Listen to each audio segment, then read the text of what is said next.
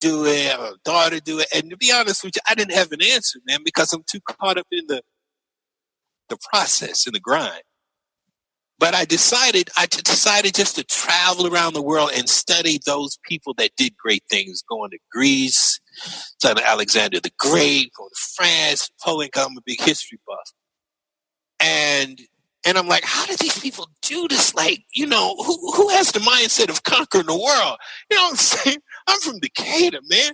I'm not, you know, where is that mindset that says, I want to conquer the world?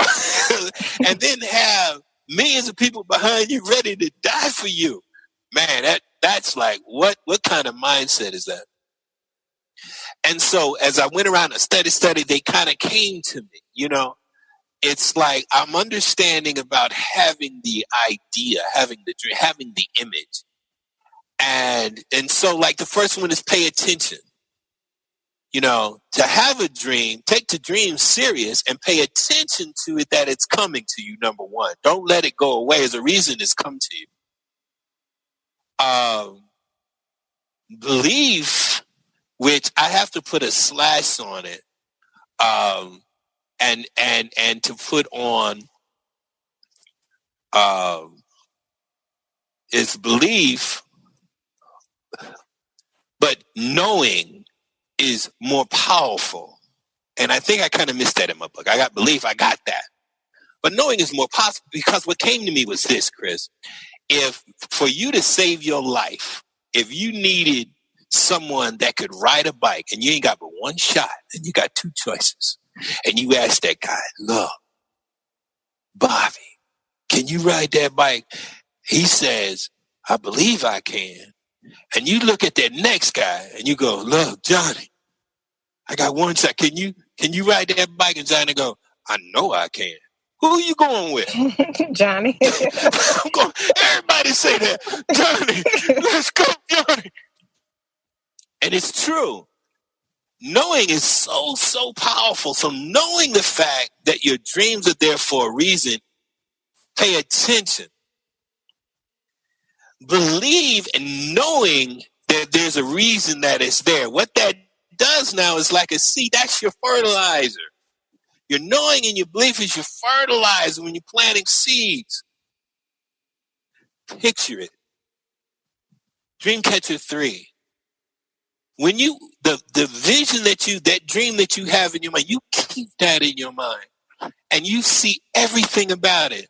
I remember that from the Cosby Show. Even though we was driving, we were 11 months in. We never veered from the vision of her being on that show. Oh my God, she'll be on that sofa. She'll be running up them stairs. We were seeing it in our minds. See it. We smelt it. We tasted it. Dreamcatcher 4, aim straight. If we wanted to be on the Cosby Show, had we stayed in Atlanta, the chances of Bill Cosby coming to the mall where we would be at the mall is about 10 trillion to 1. That ain't gonna happen. But we took the chance out of belief and drove to Bill Cosby. Do you understand what I'm saying? Yes. We aim straight for the target. If we're choosing to have a journey to California, why am I going all over to Russia? Why am I going all over to Canada? Makes no sense, right? Right. Dreamcatcher 5, get real. I think it's important that people, when they see it and you see the dream, and this is all like examining the dream with these dream catchers. Get real. Look, is it possible? Right? Mm-hmm. You know, if you say, I want to be a quarterback in NFL, but if you 4'3" with a bum leg, you're not being real. You know? Right. I want you to stay positive, young man, but my man, you can't, you'll get hurt. You'll get hurt. Look, it was possible for Raven because she had the personality. She had the willingness. She had our full 100% support.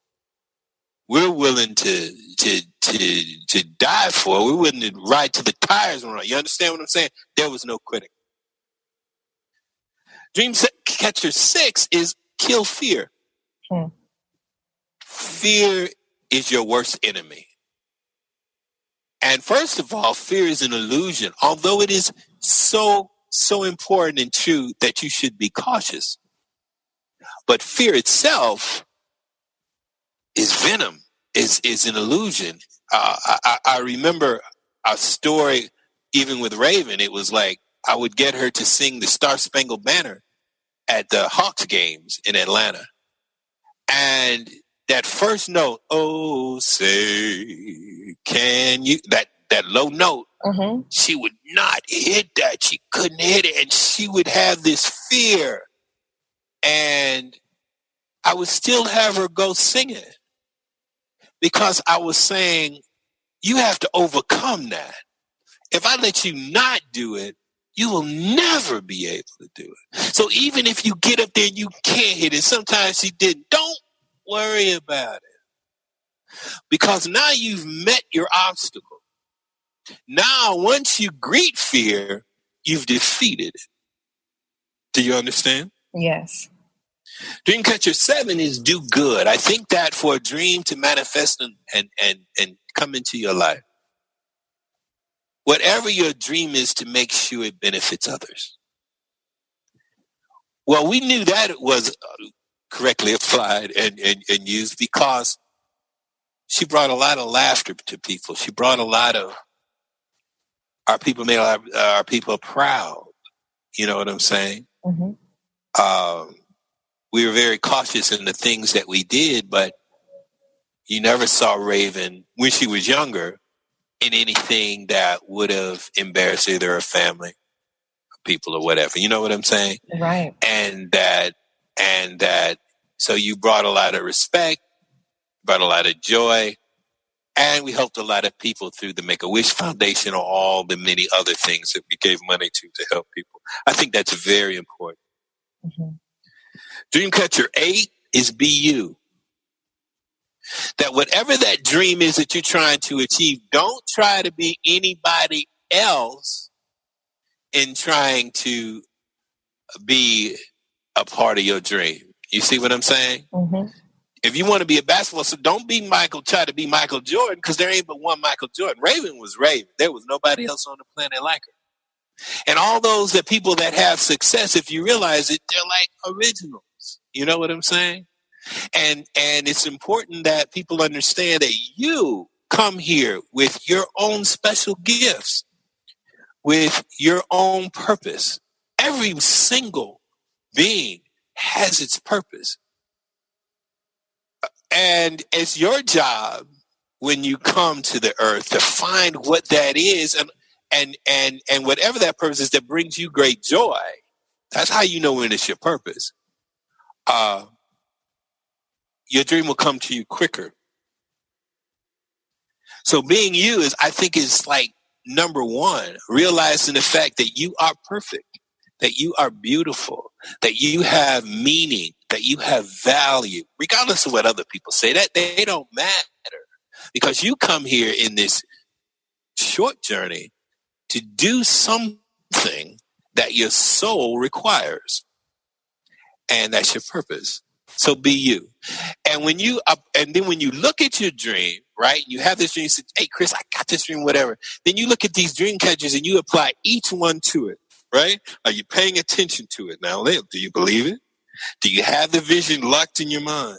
Are you going straight forward, not going all around it? Are you real about how important it is to you? Do you have any fear about it? Is it going to do good for others? Are you being you? And once you can say yes to all of those things, the quicker that dream can manifest into your life. Now, that's just what I believe, but it worked for me, and people who read this book has worked for them. And I was blessed with this book in writing it, that it's timeless. This book will work 10 years down the line, 20 years. I didn't want anything that works for the moment, because then what good is that? So even in my own journey, I'm following my same principles. And my book is obviously helping others. So one of the dream catchers do good is being manifest. You with me? Yes, I'm with you. Okay. You know, we just celebrated Father's Day. So happy belated Father's Day to you. Thank you very much. Thank you very much. I love the opening quote from Bill Cosby in your book, where he mentions, parenting matters and how your daughter is a reflection of that. Mm-hmm. One of the things that, I've always respected about Raven-Symone, and to your point, what you said earlier, regardless of anything, controversial people feel that, she may have said, it doesn't change the fact that people have always respected the fact that Raven was a child star that basically had a clean past, no drama. Absolutely. No dark, stories or anything, that was just negative. And that's to your credit. That's to, her mom's credit as well. And absolutely. I just think and it's very grandmother, powerful. Yes. and her grandmother and her grandfather and her family, because one of the things she understood was the most important thing is to have respect for your family, for yourself, for your people and your God, and for people. You know what I'm saying? So she understood that going in. So yeah, that wasn't that, that wasn't going to happen. But now once you get an adult and you, as we all do, you start having other things and you go, so, hey, because I ain't seen, and first of all, let me say this so people can understand. We ain't no perfect family. Right. Because why? There ain't no perfect family. Everyone I've met has a dysfunctional family. I don't care who it is. They can act like it's all good. Then when you listen behind the wall, somebody, dang, did you hear what she said? Right. Damn, they got all that money. He in jail. He was selling drugs. You know what I'm saying? And you'd be like, whoa. So that's a given. And that's okay, because anytime you have human beings together, things are going to happen. But I think that the core, we took it very seriously, her stardom, when she was a child. Because it trickles down. Because had she been like that, I got to deal with my mom. You see, my mama 5'4", she like 80 years old, but she still pick up a bat to my crack. I'm like, Mom, you too. Why you want to even talk about cracking somebody?